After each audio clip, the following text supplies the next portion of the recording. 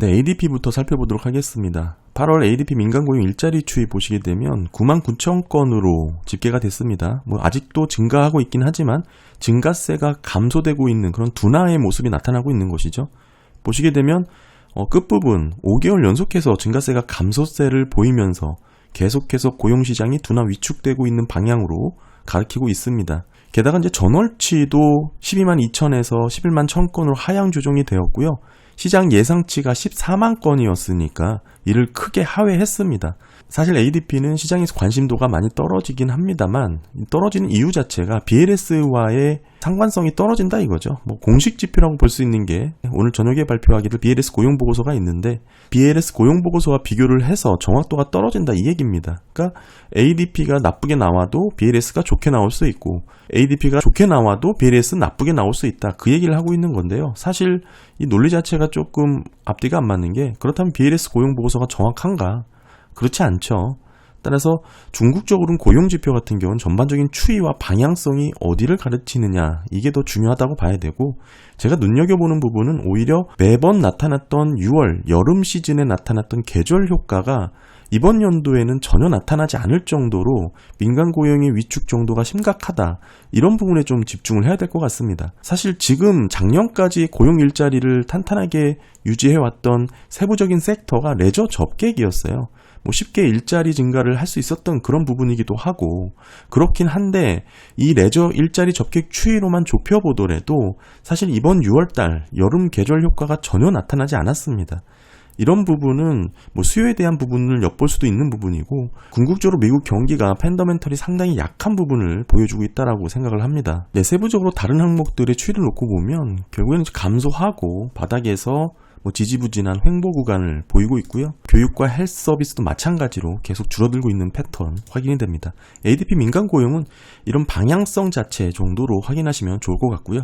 네, 그리고 어제는 8월 챌린저 해고 건수도 업데이트가 됐는데 YOY는 1% 증가를 했고 MOM으로는 200% 가깝게 즉 3배 가깝게 증가를 했고요. 75,891명으로 집계가 됐습니다. 해고 건수가 늘어났다라는 뜻입니다.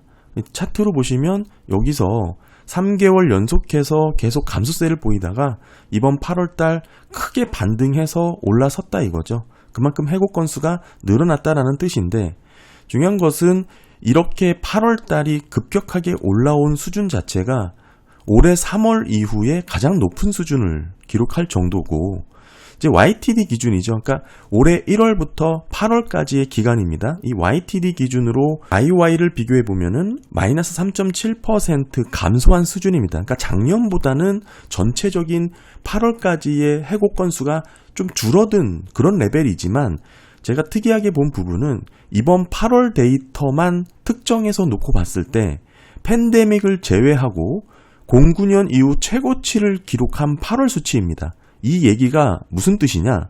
YTD 작년하고 비교해 봤을 때 1월부터 8월까지는 전반적으로 줄은 모습이지만 8월 데이터 하나로만 좁혀서 보면 09년 이후 최고치를 기록할 정도로 가파르게 증가했다라는 뜻입니다. 즉 해고가 급하게 늘어나고 있다는 것을 얘기하고 있다는 뜻이죠. 전반적으로 YOY라든지 YTD 기준으로 봤을 때는 여전히 해고 건수가 가파르게 늘어나고 있지 않다라고 볼 수 있는 여지가 있지만 이 8월 데이터 하나만 놓고 봤을 때 이 기울기 자체가 심상치 않다 이 얘기를 하고 있는 거고요. 더불어서 채용 계획에 대한 부분이 사상 최저치 챌린저 해고 건수가 집계한 이후에 가장 낮은 레벨까지 떨어졌습니다. 기업들이 발표한 채용 계획이 79,700건 정도고요. 이게 작년 8월까지 기록된 13만 6천 건 수준에 비해서 거의 40% 정도 줄은 레벨이죠. 올해 누적 총계로 봤을 때는 이 05년도부터 집계를 시작했는데 이후 최저치까지 떨어져 있는 채용 계획 수준입니다. 그렇다면 직전에 채용 계획이 낮았던 레벨이 언제였냐? 08년도였거든요. 2008년도 8만 400건 정도였는데 그거보다 더 낮은 채용 계획을 발표했다 이 얘기가 되는 거고요. 이 채용 계획이 사상 최저치까지 떨어졌고 직전에 가장 낮았던 레벨이 08년도 또 사례였습니다. 그리고 해고 건수로 보게 되면 YOY라든지 YTD 기준으로는 두드러진 해고 증가로 해석될 여지가 없지만 이번 8월 달에 가파르게 증가한 부분은 매우 의미가 있다 이렇게 해석을 해야 될 것 같고요. 네, 그리고 ISM PMI도 짚어보겠습니다. 8월달 51.5로 집계가 됐고 컨센을 살짝 상회하는 것으로 집계가 됐고요. 다만 세부 항목으로 보게 되면 헤드라인의 확장세가 지속되는 것과는 사뭇 다른 모습을 보여주고 있는데요. 한마디로 그렇게 좋은 서비스 PMI 결과치는 아니다, 이 얘기를 드리고 있는 거죠.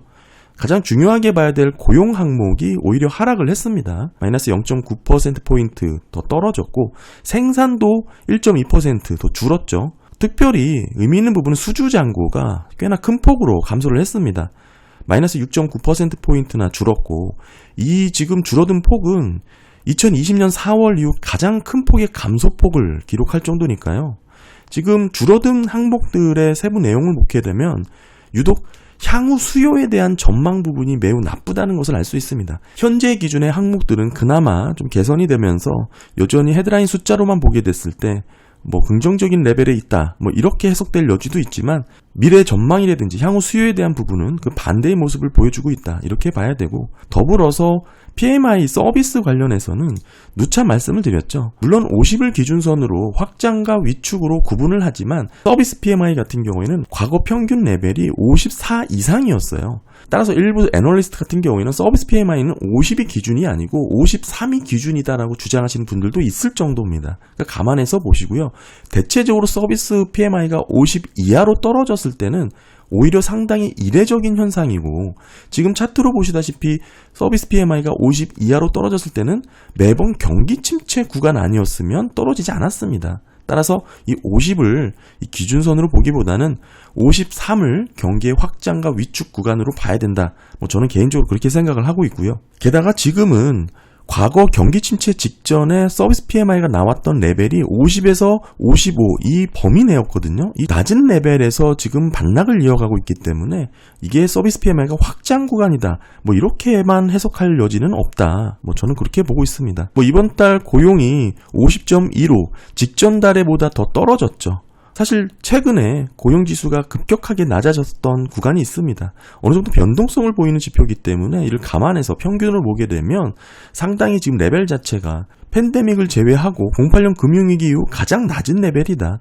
지금 이렇게 떨어졌던 고용지수는 IT버블, 금융위기, 팬데믹밖에 없는 상황입니다. 이런 부분이 상당히 중요하고요. 말씀드렸다시피 3개월 평균으로 변동성을 제고해놓고 보면 지속적으로 52라는 구간을 보통 경기 침체 진입 여부로 판단하기도 하고, 지금 이를 하회해서 유지가 되고 있는 상황이고요. 특별히 ISM 제조업과 서비스의 간극이 좀 벌어지고 있지만 사실 이를 평균해서 살펴보는 게 의미가 있다, 이렇게 예전부터 많이 말씀을 드렸는데, 보시게 되면 경기 침체 직전에 제조업과 서비스의 격차가 나타납니다. 따라서 이를 평균해서 보시는 분들도 많아요. 경기 침체 직전 보시게 되면 제조업은 먼저 선행해서 떨어졌지만 서비스는 여전히 50 기준선을 상회해서 확장 영역에 있거든요. 이 간극을 평균 내보면 이 파란 선이 되는데, 파란 선이 지금 현재 어디 위치에 있느냐가 전반적인 방향성을 명확하게 가리키고 뚜렷한 패턴이 나타난다, 지금 그 얘기를 하고 있습니다. 보시면 여기도 경기 침체 직전에 제조업은 하락했고 서비스업은 확장 영역에 있었지만 이 평균이라고 볼 수 있는 파란 선이 점차 위축 영역으로 떨어지면서 경기 침체에 진입을 했거든요. 보시게 되면 다 마찬가지였습니다. 금융위기 때도 그랬고 팬데믹 때도 마찬가지고, 지금 보시게 되면 서비스업은 51.5지만 제조업은 47.2거든요. 평균을 내보면 49.3이 됩니다. 50 미만 위축 영역에 있죠. 그렇다면 어떤 방향을 가르치고 있냐, 우리가 충분히 엿볼 수가 있는 부분이고요. 특별히 이렇게 평균 수치가 50 미만에서 오랫동안 유지되어 왔다는 점은 경기가 하방 압력을 받을 가능성이 상당히 높아졌다, 이렇게 봐야 될 것 같고요. 일반적인 차트로 보더라도 이렇게 계속 지지선을 다지다 보면 이게 뚫리게 되죠. 이렇게 흐름 자체가 압력이 더 세질 수밖에 없다, 이렇게 봐야 되고요. 결국 제조업과 서비스 이렇게 격차가 나는 부분은 저는 GDP 내 정부 지출의 영향이 크다. 한마디로 재정 지출을 통해서 경기 부양을 했다라는 효과 자체가 지금의 서비스업이 유지되는 정도로 나타나고 있는 것이다. 그 정도 수준에 그치고 있다. 저는 그렇게 보고 있습니다.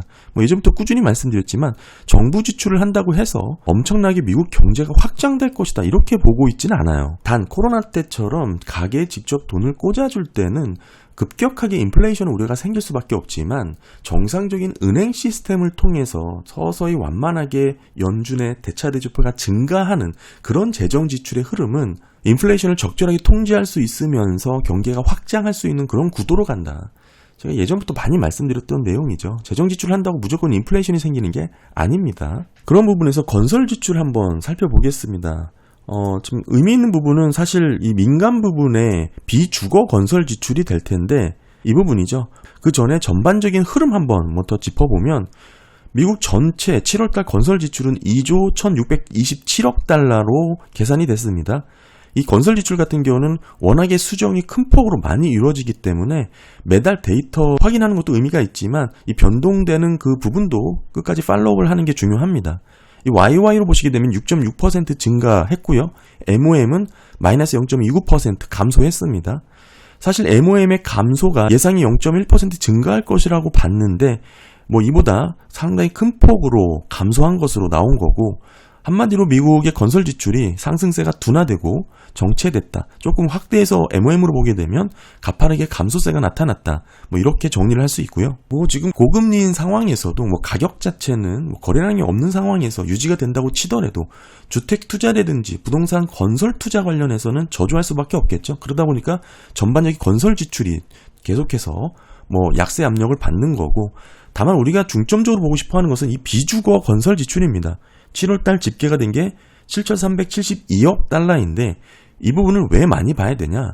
지금까지 미국 경기가 견고하게 성장할 수 있었던 이유 중에 하나가 그 내러티브 중에 하나가 AI 투자라든지 또는 미국 제조업의 부활이라든지 공급망 재편이라든지 소위 작년까지만 하더라도 미국 전역이 공사판이라는 얘기가 돌 정도로 이런 건설 투자가 많았습니다.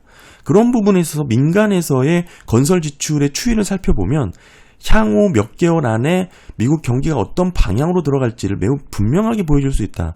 그렇기 때문에 중요한 지표로 살펴봐야 된다. 이렇게 좀 말씀을 드렸었고 YY 변화 보시게 되면 4.4%입니다. 증가하고는 있긴 하지만 그 증가폭이 계속 둔화하고 있는 거고요. MOM은 마이너스 0.41% 감소를 했어요. 차트 보시면 여기죠. 상승세가 전반적으로 둔화되고 정체 구간에 들어섰다라고 봐야 됩니다. 특히 이제 확대해서 MOM 변화율 보시면 의미 있는 부분을 찾을 수가 있는데 이 빨간색 음영이죠. 21년 팬데믹 이후부터 미국의 이제 공급망 문제가 심화되면서 인플레이션 우려가 급격하게 대두가 됐습니다. 이때 바이든 정부가 사활을 걸었던 게 공급망 재구축이었습니다. IRA 법이라든지 칩스법을 통과하면서 미국 내 제조업 건설붐을 가져왔고 이게 올해 상반기까지 하더라도 미국 전역의 성장률을 끌어올리는 역할을 주도했습니다. 그러면서 제조업 건설 지출 증가세가 이렇게 가속화되던 모습이 나왔는데 지금 보시면 이 빨간색 음영 이후에 이 시점이 언제입니까? 거의 23년 상반기부터 이 꺾였다라는 것이죠. 이게 상당한 의미를 갖고 있고 그나마 최근에는 이게 감소폭이 두드러지게 나타나고 있다는 것도 우리가 눈여겨봐야 됩니다. 사실 AI 투자라는 거는 뭐로 우리가 숫자를 확인할 수 있냐면 궁극적으로 기업들의 캐펙스 지출로 확인할 수밖에 없는 부분이에요. 이런 부분이 경제 전반에 미치는 영향으로 우리가 데이터로 확인하기 위해서는 결국엔 비주거 건설 지출의 추이로 엿볼 수가 있다. 이렇게 봐야 되는데 지금 이렇게 가파르게 가속화되던 제조업의 건설 지출 증가세가 꺾였고 이게 현재는 큰 폭의 감소율로 나타났습니다. 이번 달 마이너스 0.41% 감소했다는 것은 21년 4월 이후 최저치의 감소율을 보이고 있는 거고요. 일간에서는 이런 얘기 하시는 분들도 있어요. 지금 대선 국면이고 불확실성이 확실히 높아졌기 때문에 이런 정치적인 이슈로 캐펙스 지출을 지연하고 있다. 이렇게 얘기하기도 하는데 그렇다면 이게 시기가 중요하겠죠. 그런 영향은 최근 몇 달 사이에 급격하게 나타났다고 볼 수 있고 중요한 것은 23년 상반기부터 감소세로 전환이 되었다라는 점을 놓고 봤을 때 이를 단순 선거 불확실성의 영향으로만 치부할 수 있을까? 기업들의 캐펙스 지출을 지연하려는 이런 움직임이 정치적인 이슈 하나만으로 해석하기엔 부족하다. 이렇게 봐야 될 것 같습니다. 전반적으로 AI 투자에 대한 이런 내러티브는 일부 대기업들이 주도를 하고 있습니다. 이들의 실적과 가이던스는 계속 우상향하고 매번 좋게 나올 수밖에 없어요. 심지어 경기 침체 구간에도 S&P 기업들은 실적이 탄탄하게 유지되는 경우가 많고 침체가 오고 나서야 실적이 좀 꺾이던지 이익 전망이 뭐 하회하는 그런 모습이 나타나는 거죠. 이게 선행에서 실적을 살펴볼 수 없다는 뜻입니다. 현재로서는 중요한 부분이 이런 AI 투자, 제조업 건설 지출, 더불어서 기업들의 캐펙스 지출의 투자가 이런 구체적인 경제 지표로 뚜렷하게 확인되고 있지 않다라는 게 의미가 있는 부분이고요. 뭐 솔솔 이런 얘기도 들려옵니다. 최근 기업들 입장에서는 과연 AI 투자에 대해서 어느 정도 공격적인 지출을 감내할 수 있을까에 대한 고민을 시작했다 이거죠. 투자는 하긴 해야 되는데 과연 손익분기점을 고민하지 않고 무차별적인 투자를 지속할 수 있을까에 대한 두려움도 만연해지기 시작했다는 점입니다. 이런 부분이 빠르게 확산이 된다면, 한마디로 모멘텀이 꺾인다면 향후 대규모 투자에 대해서 더욱 신중한 태도를 보일 수밖에 없겠죠. 더욱이 AI 기술이 도입된다고 해서 반드시 시장 규모가 확대될까? 이런 부분도 우리 근본적으로 고민이 필요해 보인다, 저는 생각을 합니다. 예를 들면 AI 챗봇 서비스를 많이 이용하게 되면 상대적으로 구글 검색 시간이 줄어들겠죠. 한마디로 전체 시장이 다 같이 커지는 게 아니고 기존 서비스를 대체하는 부분이 크게 영향을 받을 것이다. 그렇게 보게 된다면 AI 투자가 경제 성장의 새로운 동력이 될 것이다. 이런 부분은 당연히 맞는 얘기입니다만, 이런 AI 동력이 경제 전반에 미치는 숫자로 확인할 수 있는 데이터적 접근에서는 제한적일 수밖에 없다는 것을 말씀드리고 있는 거예요. AI 시대가 안 온다 이게 아니고 AI 투자로 경제 전반에 미치는 영향이 얼마나 가속화되고 얼마나 증가할까, 그게 실제 숫자로 데이터로 확인하는 부분은 생각보다 미비할 수 있다. 이런 부분에 대해서 좀 말씀을 드리는 거죠.